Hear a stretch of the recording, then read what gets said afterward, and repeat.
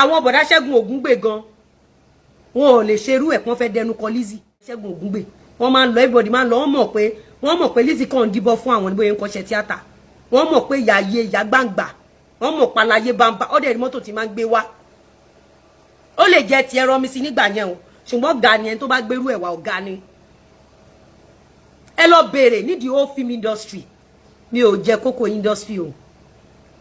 kéèsì ti tẹ̀bọ̀ dẹ́ ń ṣe tí mákẹ́tà ò bá dó wa kan lè lo fi ẹ pé fúnra ara mi ni mo fi owó ara mi ni mo fi ń ṣe àwọn fíìmù mi ẹ lọ sábẹ́kúta mo wà ṣọ́ọ̀pẹ́ yìí oní tíátà ẹ pọ̀ tẹ́ ń wò mí àbí ẹni tẹ́ sábọ̀dù purọ́ mọ́ yìí sí pé ó ń bá èmi àti sísítà wa tó ń dárúkọ ẹ̀ pé ó ń bá sùn gbogbo yín lábẹ́kúta ṣẹ́ni ẹ lè sọ̀rọ̀ ẹnu ẹ kò lè sọ̀rọ̀ ẹnu ẹ o ọjọ́ tí mo gbọ́ pọ́n fẹ́ra àwọn kan mo gbà because torí kò ń sọ̀rọ̀ bọ̀bọ́ yìí ò ń sọ̀rọ̀ rárá bọ̀bọ́ yìí tó tíjà bá wà ń bẹ̀ ká parí ẹ̀ àbí ẹ gbọ́ kí n throw shade sí rí ẹ̀rí kí n burí àbí ẹ̀rí kí n lọ fún rí odò tó tójú mi kú ni mi ò lè sọ pé pàtó ń báyàn kan báyìí sùn lábẹ́kúta